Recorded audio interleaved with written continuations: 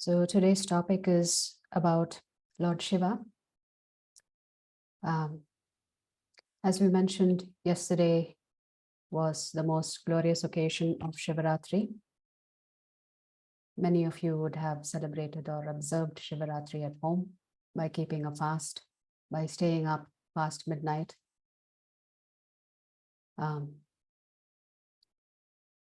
So in our Vedic tradition, we break up a month into two phases. One is called the Shukla Paksh, and the other one is called the Krishna Paksh. The Shukla Paksh is from new moon to full moon, and then the Krishna Paksh is from full moon to new moon. So every 14th day, which is the Chaturdasi of the Krishna Paksh, is actually Shivaratri. So that means Shivaratri happens every month. The 14th day or the day before the new moon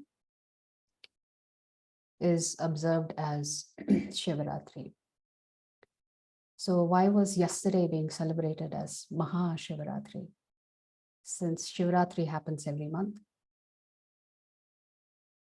So Maha Shivaratri occurs in the closing stages of winter time, which is the Falgun month, or in South India, it's called the Magha month. So the 14th day of the Falgun month, of the Krishna Paksh of the Falgun month, is actually celebrated as Mahashivaratri. I was reading that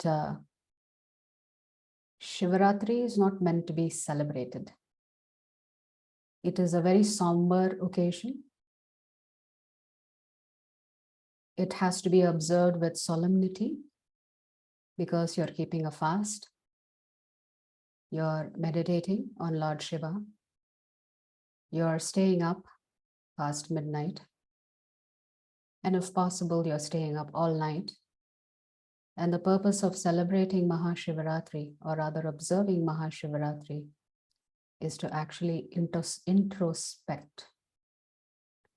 It's an opportunity for us to assess ourselves and our lives and the value systems by which we live. So, what is special about Mahashivaratri? This Mahashivaratri is mentioned in Padma Puran, and it is also mentioned in the Shiva Puran. And there are various reasons stated as to why we observe Mahashivaratri. The most accepted reason, among one of the most accepted reasons, is that it is the day that Lord Shiva weds Parvati Devi. But it is also said that it is the day when Lord Shiva drinks the hala hala poison during the churning of the Samudra Manthan. And it is said it is also the day that the Lord does his Shiva Tandav dance. And one more reason for celebrating Shivaratri is that it is said that it is on this day that the Lord manifested his form as the Shiva Linga. So the word Linga means it's the point of origin. So Shiva Linga is the point of origin of this entire material cosmos. So today, as we go through a few slides, we will talk about how, in essence, there is no difference between Lord Vishnu and Lord Shiva. So when we hear that Hari and Hara are one and the same, that statement is actually accurate. So Lord Shiva originates from Lord Vishnu, and hence, in that sense, they are the same. But the functions that they perform is very different. In that sense, they are different. So they are same, yet they are different. So Lord Shiva is considered to be the most benevolent benefactor for all Jivatmas in the material universe. We understand that Lord Shiva lives on Mount Kailash.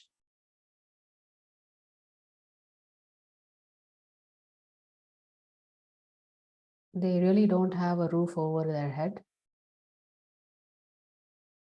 So you can imagine the kind of personality that Lord Shiva is.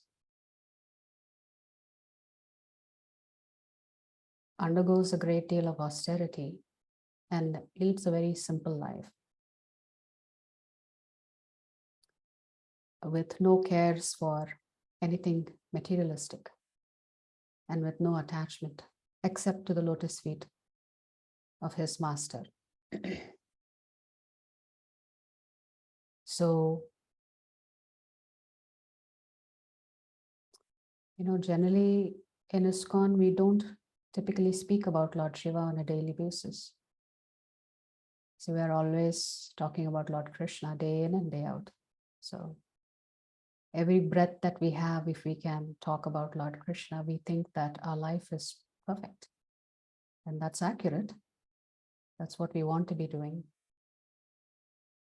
But we would be remiss if we don't also honor Lord Shiva, because Lord Shiva is very important to Lord Vishnu.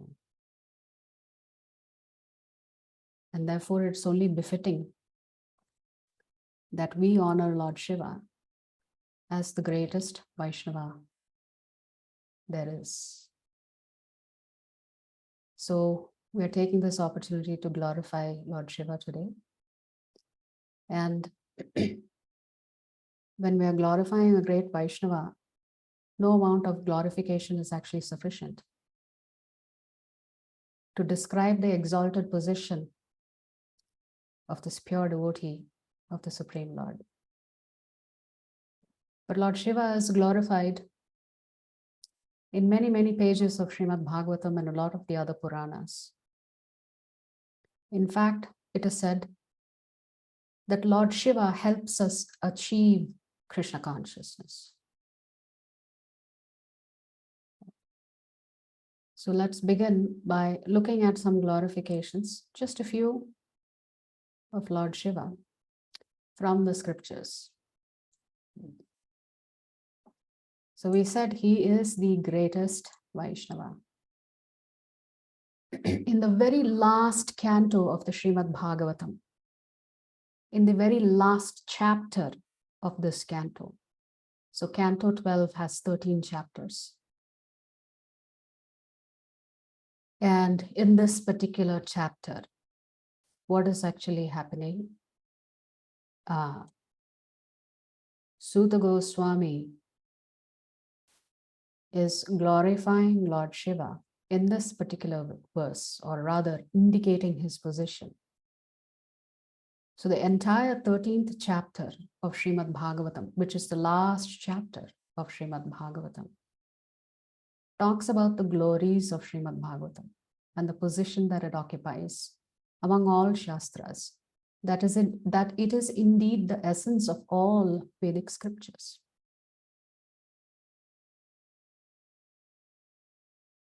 And this shloka goes as follows. Nimna ganam yatha ganga, devanam achyuto yatha, vaishnavanam yatha shambho, purananam idam tatha. So Suta Goswami, who is speaking to the sages of Naimisharanya,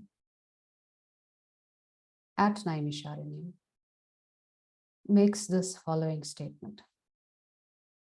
So up until this particular shloka, Suta Goswami has talked about all of the other Puranas, their position, how many verses each of the Puranas have, until he glorifies the Srimad Bhagavatam and the position of the Srimad Bhagavatam itself in comparison to the Puranas and all the other Vedic scriptures. So Suta Goswami says, just as the Ganga is the greatest of all rivers, Lord Achyuta, the supreme among deities, and Lord Shambhu, Shiva, the greatest of Vaishnavas, so Srimad Bhagavatam is the greatest of all Puranas. So in this one shloka, Suta Goswami is establishing the position of Lord Shiva as the greatest Vaishnava, which means that Lord Shiva is always meditating on Lord Vishnu. This is what the Srimad Bhagavatam says. So let's go to another great personality of Godhead from the Kali Yuga, Sri Chaitanya Mahaprabhu, who's also known as Sri Gauranga, glorifies Lord Shiva. It is said that Chaitanya Mahaprabhu, once when he was visiting a place called Ekamraka, which is close to Bhuvaneshwar, there's a wonderful Shiva temple there. And Gauranga Mahaprabhu, when he sees the flag on top of the temple dome, he has not even entered the temple. He starts offering his obeisances. And he spontaneously composes an 8-verse Shiva Ashtakam. You can do a Google search and you'll find it. Where in every single verse, Chaitanya Mahaprabhu is glorifying Lord Shiva and his position. This particular verse is the 7th verse. So in which book is this captured? Chaitanya Mahaprabhu's associate by the name Murari Gupta writes a book about Sri Gauranga. Now, Murari Gupta is actually Hanumanji in Kali Yuga who comes to assist Chaitanya Mahaprabhu with his pastimes. So here Chaitanya Mahaprabhu is saying, Sri Rama Govinda Mukunda Shaure, Sri Krishna Narayana Vasudeva, Itya Adi Namamritapana Mattha, Bhringadipa Yarilava Dukka Hoilo. O Sri Rama, O Govinda, O Mukunda, O Shauri, O Sri Krishna, O Narayana, O Vasudeva. I offer my obeisances unto you, Sri Shiva, who are the monarch, ruling over all the bee-like devotees, who are mad to drink the nectar of these and other innumerable names of Hari, and who thus destroys all grief. So Gauranga Mahaprabhu is stating in this particular verse. In the other verses, Gauranga Mahaprabhu is talking about Lord Shiva's position. In this particular verse, Gauranga Mahaprabhu is saying, what is Lord Shiva always doing? He's always chanting the names of Lord Hari, specifically the name of Lord Rama. And just by doing that, he is indicating to all the other Jivatmas how, just by chanting, they can destroy all of their material grief and anxiety. But then one has to be mad like a devotee who's constantly chanting the names of Lord Hari. And Lord Shiva is intoxicated, chanting the names of Lord Ram. Lord Ram here meaning Lord Balaram here. So Lord Krishna also hints of Mahadev in the Bhagavad Gita, where he's telling Arjuna in this 14th chapter, in the 4th verse, Sarvayonishu kaunteya murtaya sambhavanti yaha tasam brahma mahadyoni aham bija pradah pita. Krishna is telling Arjuna, it should be understood that all species of life, O son of Kunti, are made possible by birth in this material nature, and that I am the seed-giving father. Now, Krishna is using the word I am the seed-giving father. So when Krishna is talking about being the seed-giving father, he is actually referencing Lord Shiva in this particular shloka. So Lord Shiva has many, many names. Though the name Vishwanath says that he is the Lord of the universe. But when we talk of Vishnu, he's commonly referred to as the Anantakoti Brahmanda Nayaka. But then we know that there is only one Supreme Personality of Godhead, and that is Lord Krishna, which then begs the question, then who is Lord Shiva? And why is Krishna talking about Shiva in this particular shloka and using the possessive I? He's not using Lord Shiva's name here. He says he himself is the seed-giving father, which means every single Jivatma that you see in every universe that ever existed and exists, all of them are products of Lord Shiva. So now the question is, who is Lord Shiva? So we know, or rather we would have heard in classes, there are 33 crore demigods. So the question often arises, is Lord Shiva a demigod? Is he one of those 33 crore demigods?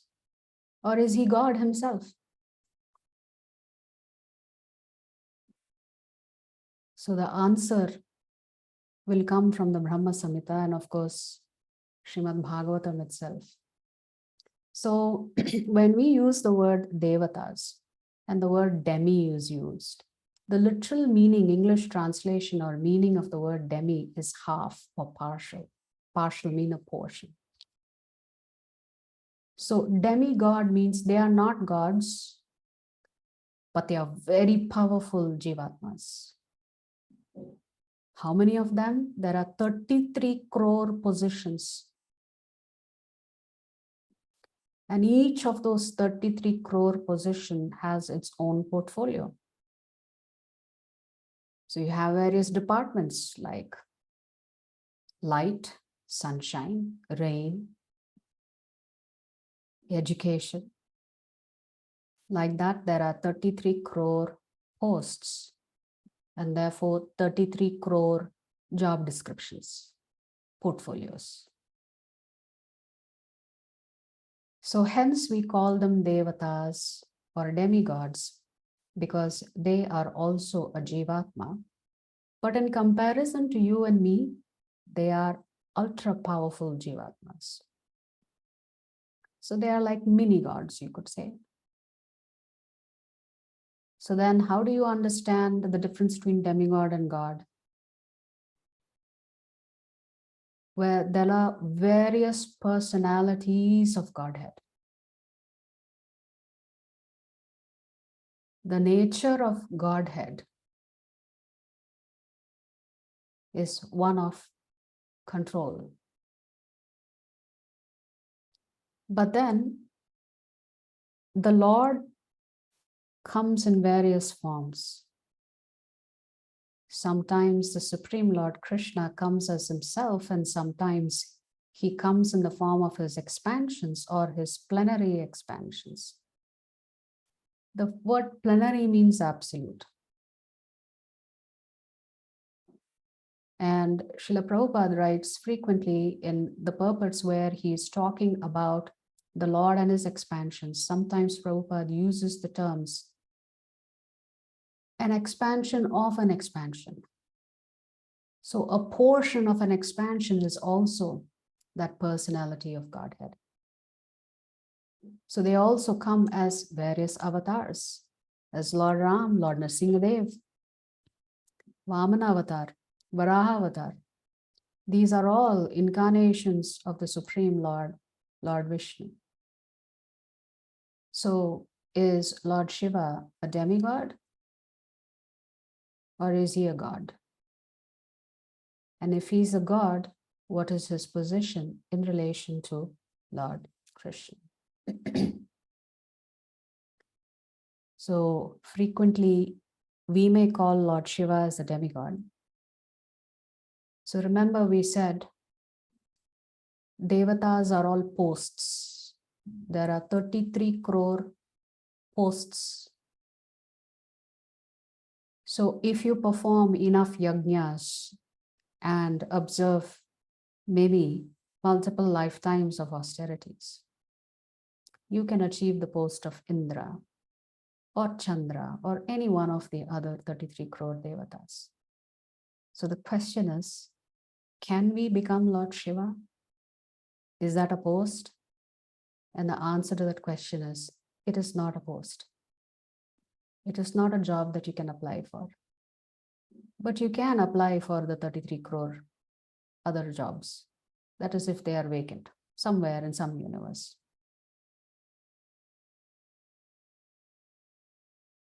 So can you become Lord Brahma? Yes. Can you become Lord Indra? Yes. Can you become Lord Shiva? No. The reason for that is Lord Shiva is an expansion of Lord Vishnu. And there is a category of personalities of Godhead where all of them are expansions ultimately of Lord Krishna, which means these posts are not open because these are actually posts of personalities of Godhead. So Lord Shiva is not an ordinary human being. He is not a Jivatma. He is a personality of Godhead. And that is why in our culture, in Vedic culture, he is worshipped as a god. So then the question now comes, so what's the difference between Lord Krishna and Lord Shiva then? So Krishna resides in the spiritual world and Lord Shiva has his own abode. So how do we know this? Among one of the scriptures where this is mentioned, this is a composition of Lord Brahma, which is called the Brahma Samhita. And Lord Brahma talks about the various dhams. So in the 43rd shloka of the 5th chapter, Lord Brahma is saying, Golokanamni nijadamni tale chatasya Devi Mahesha Haridhama Suteshu Teshu Te Te Prabhava Nichaya Vihitascha Yena Govindamadi Purusham Tamaham Bhajami. So in this particular shloka, Lord Brahma is saying, he's talking about the different worlds that are out there. Lowest of all is located, which is called Devi Dham, or the mundane world. Next above it is Mahesh Dham, which is the abode of Mahesha. Above Mahesh Dham is placed Haridhama, which is the abode of Hari. And above them all is located Krishna's own realm named Goloka. I adore the primeval Lord Govinda, who has allotted their respective authorities to the rulers of those graded realms. So this Devi Dham is all of the material cosmos. The superintendent of which is Durga Devi. That's why it's called Devi Dham. So all of the material creations, all of the material universes put together is called Devi Dham. Right above Devi Dham is a place called Mahesh Dham, which is where Lord Shiva resides.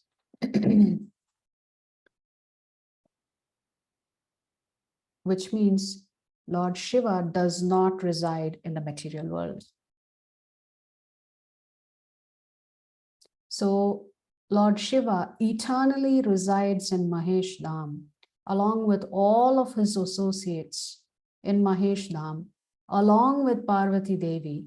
And what is their eternal preoccupation? They are doing Harinam Sankirtan in Mahesh Dham. And above this Mahesh Dham is a place called the Haridham. And then above that is Krishna's place called Goloka. So now what's the difference? We thought Hari and Krishna are one and the same. So when Lord Brahma is talking about Hari Dham here, he's talking about Lord Narayana, which is all of the Vaikuntha planets are above Mahesh Dham. And above all the Vaikuntha planets is one more place called Goloka Vrindavan, which is where Lord Krishna resides with his consort or with Srimati Radharani and all the Nitya Siddhas, all of the liberated souls. So Mahesh Dham is in between Vaikuntha and the material universe. So Krishna resides in his own place called Goloka. And what does Krishna do all day in Goloka? Well, his only job is to enjoy himself. He has to worry if Radharani is upset with me. He has to worry if his mother is pleased with him. So eternally, the Lord is enjoying himself with his associates and his energy potencies there. That is why Krishna is called the Leela Purushottam. He just spends all his time enjoying himself with his devotees. As a matter of fact, Krishna has no other work other than enjoying himself. So in the shloka that we came across in 14.4 of the Bhagavad Gita, so Krishna does not create the material world. You know, he outsources it to Lord Shiva. So somebody has to do the work of creating a place for all the misfits who have been disobedient. And that jail is constructed by and populated by Lord Shiva. So even in general society, the Prime Minister has nothing to do with making sure a lot of jails are constructed. If citizens have violated the law, there is a department that takes care of meting out the punishment. So that is Lord Shiva's role. So if we had an opportunity in our personal lives to outsource mundane work, we certainly take advantage of it, do we not? For example, I'm sure all of us here who are on this call have maids, have people who come and wash the car, maybe people who come and drop off your groceries to you. So we outsource mundane tasks without hesitation because we want to prioritize spending our time on things that we think are more important to us. Or maybe we don't enjoy doing mundane work and therefore we'd rather get it done.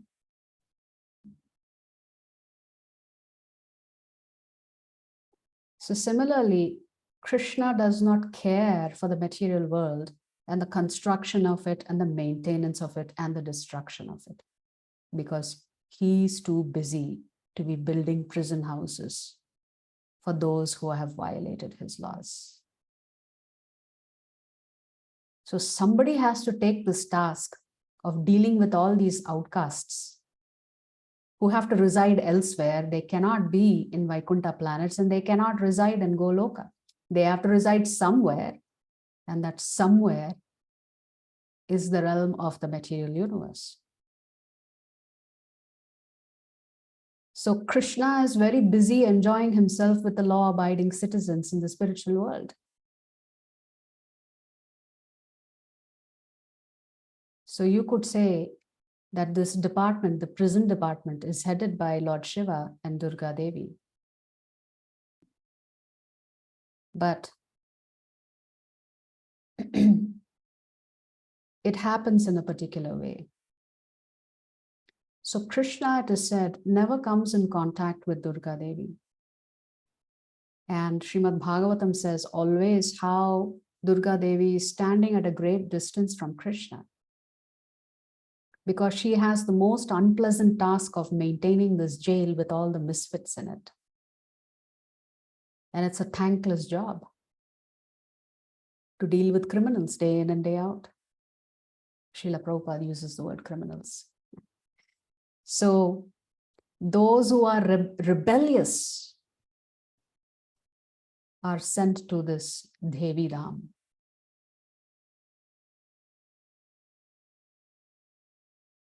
So which means Krishna has nothing to do with the process of the creation of this material world. Everything is taken care of by his expansions.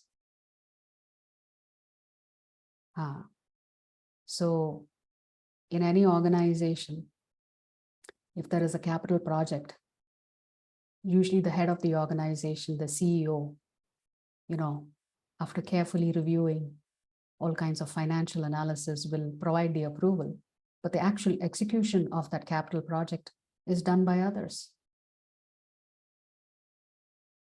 So similarly, Krishna has at his disposal personalities that take on these tasks. And these personalities are all personalities of Godheads. But they are very different from the Devatas. So it's Krishna himself who has expanded into these various personalities of Godhead. So in essence, it is really Krishna doing all of this, but not in his original two-handed form. So you could say Krishna never touches Maya Devi. But for the process of impregnating Maya Devi with all of these Jivatmas who have violated the Lord's laws, it is said that Mahavishnu, at the time of creation of all of the material universes,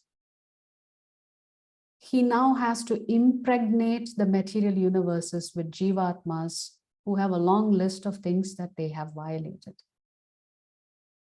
And when Lord Mahavishnu glances over in the direction of Maya Devi, that glance transforms to Sadashiva.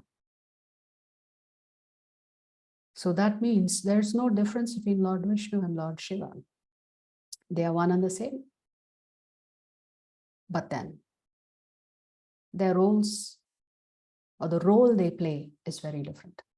But at the same time, they are gods. They are not devatas. So this is the first understanding of the difference between Lord Krishna and Lord Shiva. So let us look at the next slide. So we said Lord Krishna is in charge of the spiritual world. In his expansion as Lord Narayana, he is in charge of the Vaikuntha planets. Lord Shiva is in charge of the material world.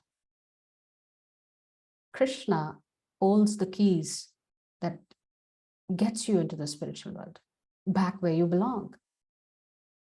Lord Shiva holds the keys to get you out of this material world.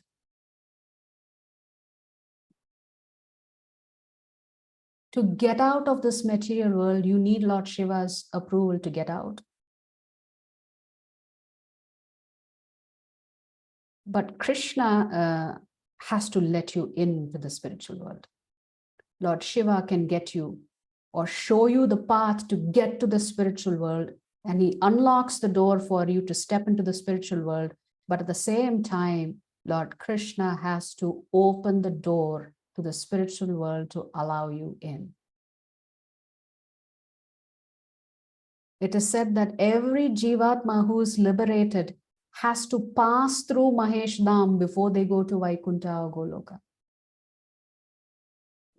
So you cannot circumvent Shiva on your way back to the spiritual world. You have to go through Lord Shiva. So, so Lord Shiva is in charge of the material world. He has the keys to unlock this jail cell and let you out. But he does not have the keys to open the doors to the spiritual world. That is retained by Lord Krishna. That means Lord Shiva also plays an important role in our life. So there is one more shloka in the Brahma Samhita that talks about the difference between Lord Shiva and Lord Krishna. Kshiram yata dadi vikara vishesha yogat sanjayate nahi tatah prithagasti heto yasham bhutamapi tatha samupaiti karyat govindamadi purusham tamaham bhajami. So what is Lord Brahma saying here? Just as milk is transformed into curd by the action of acids, but yet the effect curd is neither same as nor different from its cause, viz. Milk. So I adore the primeval Lord Govinda, of whom the state of Shambho is a transformation for the performance of the work of destruction. So if you have to make yogurt or curds, you have to take milk and add culture to it to make yogurt. So similarly, Krishna, when for the process of destruction of this material universe, along with Maya Devi, gets transformed to Lord Shiva. Although we just said that Krishna never comes in contact with Maya, but Krishna transforms himself into Lord Shiva for the purposes of maintaining the material universe. So Krishna and Lord Shiva are the same, but at the same time, they're not identical. And also they are not interchangeable. In any recipe, you cannot substitute milk with yogurt. It will not give you the same taste. Milk is milk, yogurt is yogurt. Milk can be converted into yogurt. Yogurt can never be converted back into milk. So once the transformation has happened from milk to yogurt, yogurt retains its identity as yogurt. So therefore, that is the fundamental difference between Lord Shiva and Lord Krishna. Although they are the same, they are not identical. They perform different functions. One can offer you parole, the other one can offer you a pardon. What does this mean? Lord Shiva can reduce your material anxieties. He can lighten your sentence, but he can never pardon you. That pardoning authority is retained by Lord Krishna.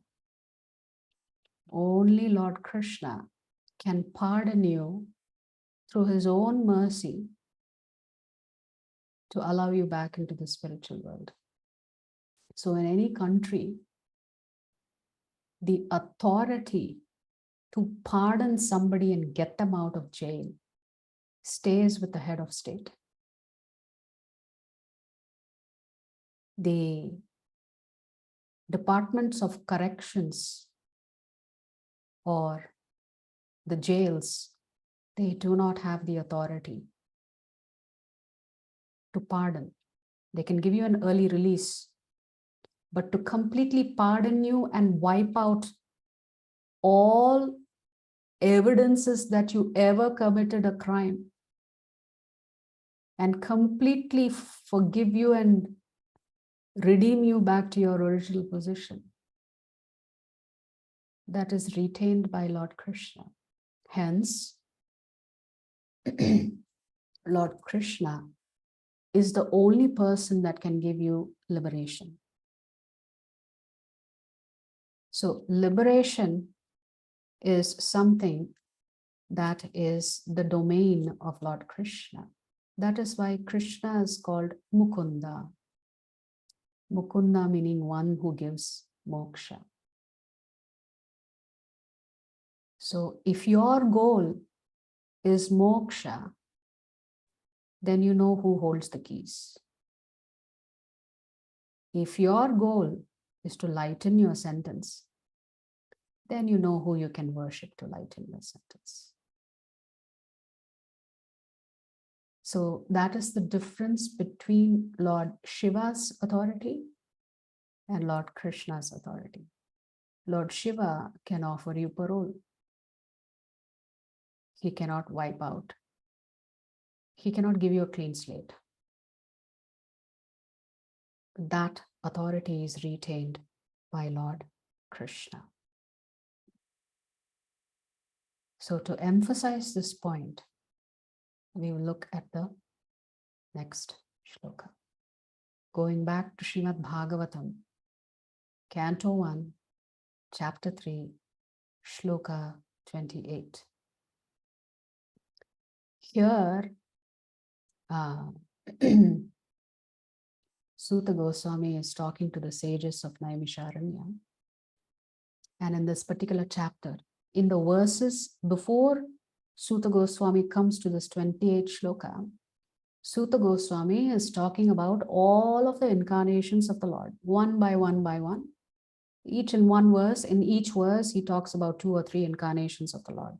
So like this, he talks about the 22 incarnations of the Lord until he comes to Lord Krishna. Here he says, Ete chamsha kala pumsaha Krishnastu Bhagavan Swayam Indrari Vyakulam Lokam Mridhayanti Yuge Yuge.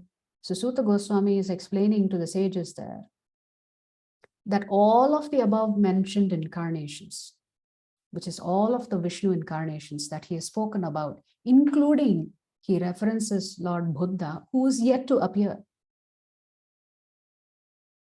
So when Suta Goswami is speaking to the sages of Naimisharanya, Lord Buddha has not made his appearance yet, but yet he mentions his name, that Lord Buddha is also one of the incarnations of Lord Vishnu. So all of the above mentioned incarnations are either plenary portions or portions of the plenary portions of the Lord. We said the word plenary means absolute. So when the Lord comes in his various avatars, he doesn't come in his complete original form as Lord Krishna. So all of the avatars of the Lord, like Lord Nrsimhadev, Lord Varahadev, Lord Ram, all of these avatars are just plenary portions or portions of the plenary portions of the Lord. So you could say the portions of the plenary portions of the Lord applies to avatars like Lord Parashuram, Lord Buddha, and sometime in Kali Yuga, it's going to be Kalki.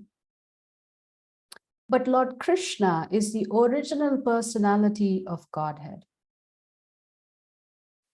So Suta Goswami is saying, I have spoken to you about all of these avatars. I want you to know these avatars' position in relation to Lord Krishna, and that Lord Krishna is the original personality of Godhead. All of them appear on planets whenever there is a disturbance created by the atheists. The Lord incarnates to protect the theists. So the word avatar means one who descends. And the word avatari means one who's the source of all avatars. And the source of all avatars is Lord Krishna. So Krishna is the source of all incarnations. And therefore, Krishna is also the source of all personalities of Godhead. So you could say there is a category of Godhead, which is a very big category. In that big category of Godhead, you have all the avatars.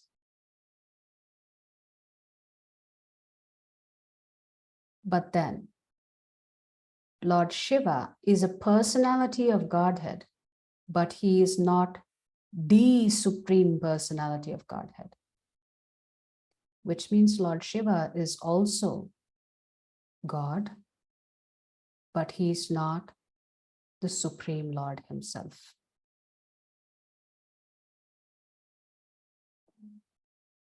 So just like in any society, we are all citizens of India, but there is one supreme citizen, either the president or the prime minister. I assume it is the president. So that's one way you can actually understand this, that the role of a governor or a president is very unique compared to all the other citizens. So the role of Lord Krishna is very unique compared to the role of the other personalities of Godhead. So hence, Krishnastu Bhagavan Swayam. Krishna is the Supreme Lord himself. But Lord Shiva is not an ordinary Jivatma. He's not a Jivatma. So in that same milk and yogurt analogy, both of them fall under the product portfolio of dairy. But then yogurt is different and milk is different. Yogurt cannot be turned to milk, but milk can be turned to yogurt. It means it's unidirectional, which means Krishna can do everything that Lord Shiva can do, but Lord Shiva cannot do everything that Lord Krishna can do. So the word Mahesh means great ruler. He's called Mahesha. He's the great ruler of this material cosmos. And that is why Lord Shiva and Parvati Devi are worshipped as the mother and father of this material cosmos. But we have to remember, Shiva is in charge of the material world and Krishna is in charge of the spiritual world. So if you want to improve your material condition, then Lord Shiva is the perfect personality to worship. Because he is in charge of the prison and he can reduce your sentence. But as we said, Shiva cannot pardon. So if you are aiming for a pardon of all your past sins and all your other karmas, then you have to approach Mukunda. Because Mukunda opens the doors to the spiritual world. But Shiva can guide you to Mukunda. That is why we said Lord Shiva can actually assist you in your Krishna consciousness efforts.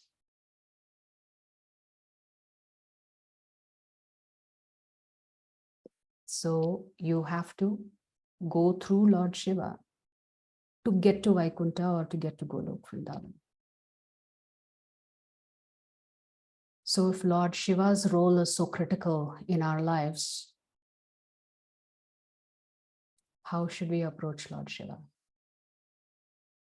For those of us who are committed devotees to Lord Krishna,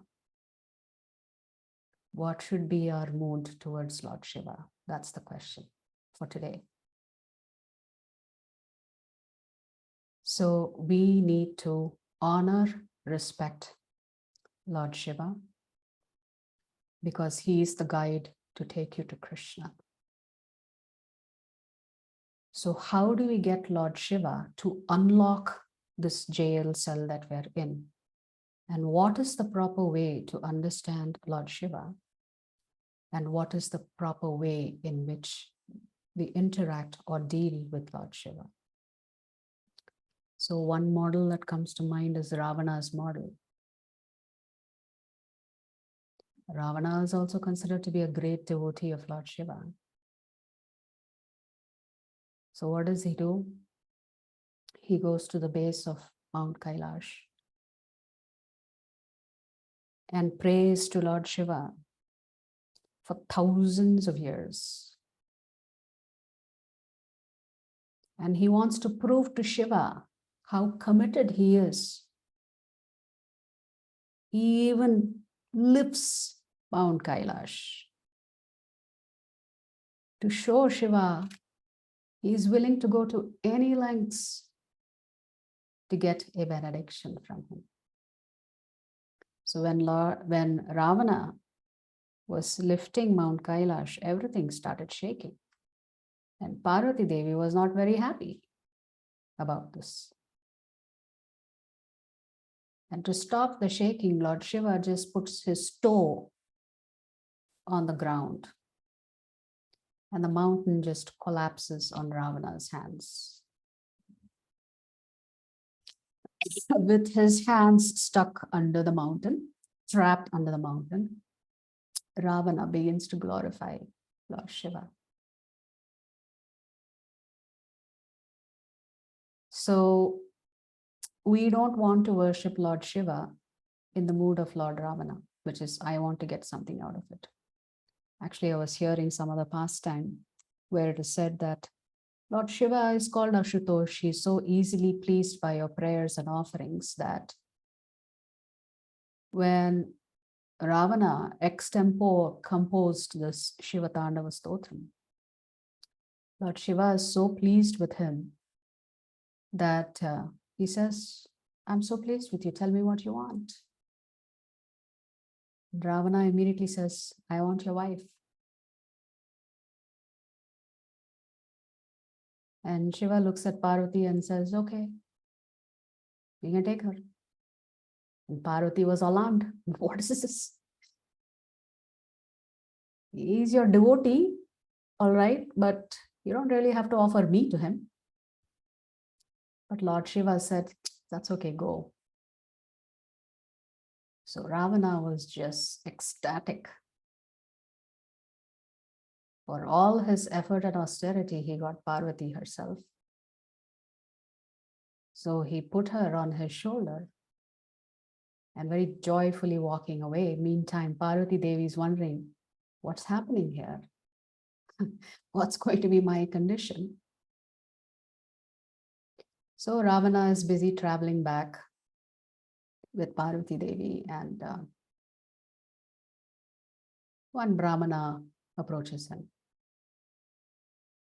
And he looks at the sight and he starts laughing. And Ravana gets perturbed and he asks, why are you laughing? He says, that's not Parvati Devi, that's a duplicate. Your Lord Shiva has cheated you.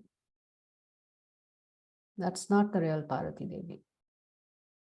So immediately doubts crop up in Ravana's head and he asks, well, if that's the case, where is the real Parvati? And this Brahmana tells him, well, the real Parvati is in Patal Lok. You can go there and get married to her. Sure enough, Ravana very quickly relieves Parvati Devi and he heads to Patal Lok where he finds Mandodari. So it is said that he marries Mandodari without knowing that she's not Parvati Devi. So that's one side note on the mood of Ravana. You know, when we are successful in our prayers and austerities, we can get very arrogant and start demanding anything of the Lord, even the most abominable things. So there are two types of personalities that worship Lord Shiva. One category is the ghosts and goblins, and the other category are the yogis. That's why Lord Shiva is known as Yogeshwara, because the yogis worship him. These yogis are self-realized souls. So why do the yogis worship Lord Shiva? Because they know that he has the secret to liberation. And they want Lord Shiva to teach them that secret that could get them liberated, so that they can also achieve liberation. Hence, they worship Lord Shiva, and Lord Shiva is called Yogeshwara. Now, why do ghosts and goblins worship Lord Shiva? Lord Shiva is so merciful. He knows that even in the material world, already there are prisoners here. But there is a special set of prisoners that are so trapped that he chooses to hang out with them. Therefore, evenings and nights, Lord Shiva is said to spend his time in the crematoriums, covers himself with the ashes from the funeral pyres. You could say all of this is highly inauspicious. But actually, Shiva is very kind and compassionate. He accepts these ghosts and goblins under his wings, who are really not wanted and cared for by anyone else. They are the universal rejects. So for these disembodied beings, Lord Shiva makes himself available. Just by association with a pure devotee, they have an opportunity to be purified and make progress on a path of accepting a body in the future, taking on a material body and continuing down the path of transmigration. So this is the role of Lord Shiva. So we talked about what should be our mood when we approach Lord Shiva. So we'll conclude our session with just a few more slides that we can look at. What is the Lord's instruction? What is Lord Shiva's mood itself? So when we want to follow and worship a great personality, we have to follow their instructions. That's the best way to respect and honor them in our worship. So in Srimad Bhagavatam, Canto 4, in this particular canto and in this particular chapter, Maitreya Rishi is speaking to Vidura. There is a meeting between them, and Vidura gets to hear portions of Srimad Bhagavatam from Maitreya Rishi. Atma Ramopi Astvasya Lokakalpasya Radhase Saktya Yukto Vicharati Ghoraya Bhagavan Bhavaha. So in this particular verse, Maitreya Rishi is telling Vidura, Lord Shiva, the most powerful demigod, second only to Lord Vishnu, is self-sufficient. Although he has nothing to aspire for in the material world, for the benefit of those in the material world, he is always busily engaged everywhere and is accompanied by his dangerous energies like goddess Kali and the goddess Durga. So what is Maitreya Rishi saying here? That Lord Shiva is busy in his service. Although he doesn't have anything to do, he is a personality of Godhead. He has no aspirations. He is not different than Lord Vishnu, yet he is obeying the instructions of Lord Vishnu for the purposes of creation and destruction of this material universe. The first instruction for us is be busy in your service to the Supreme Lord. Don't deviate from services. So each of us have to work for Krishna and work on behalf of Krishna. Just as Lord Shiva is working for Krishna and on behalf of Krishna, although they are same but not identical. But the mood is service.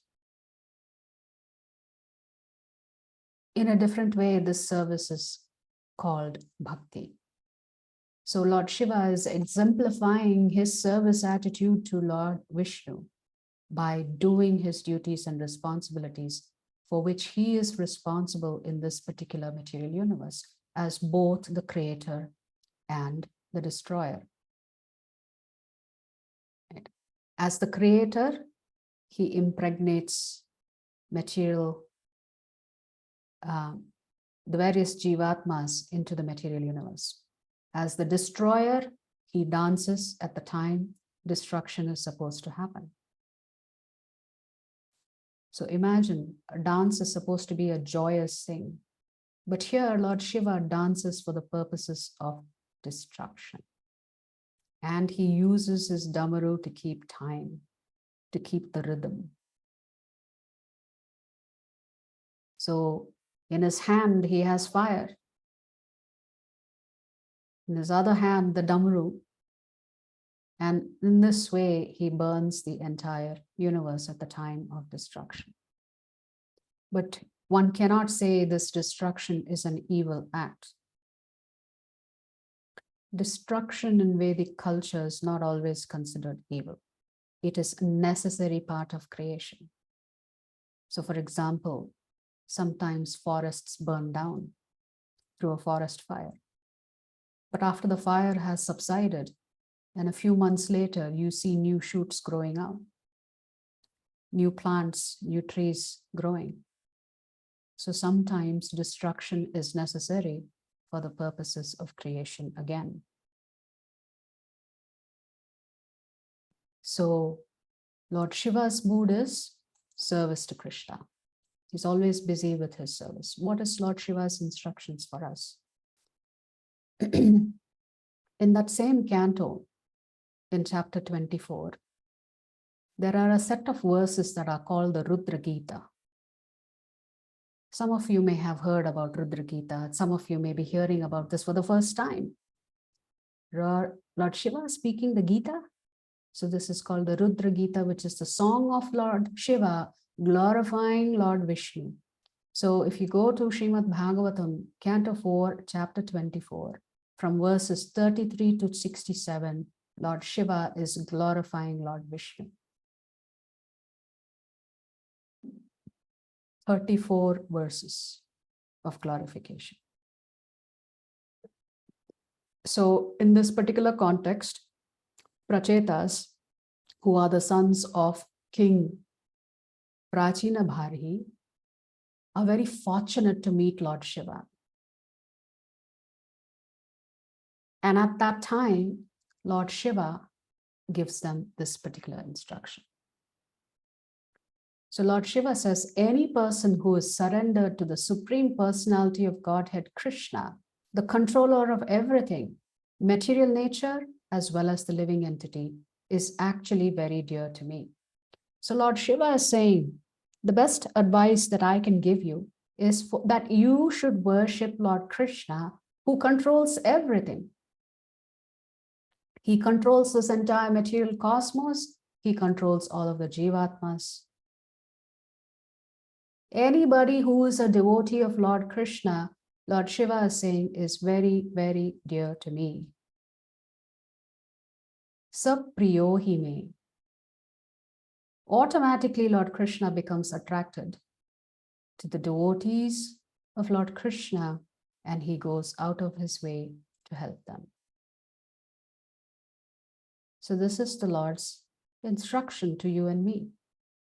You can read the rest of the shlokas in the Rudra Gita to see how Lord Shiva glorifies Lord Vishnu. In the Padma Purana, there is a conversation between Parvati Devi and Lord Shiva. In that context, Parvati Devi is very worried. Kali Yuga has started.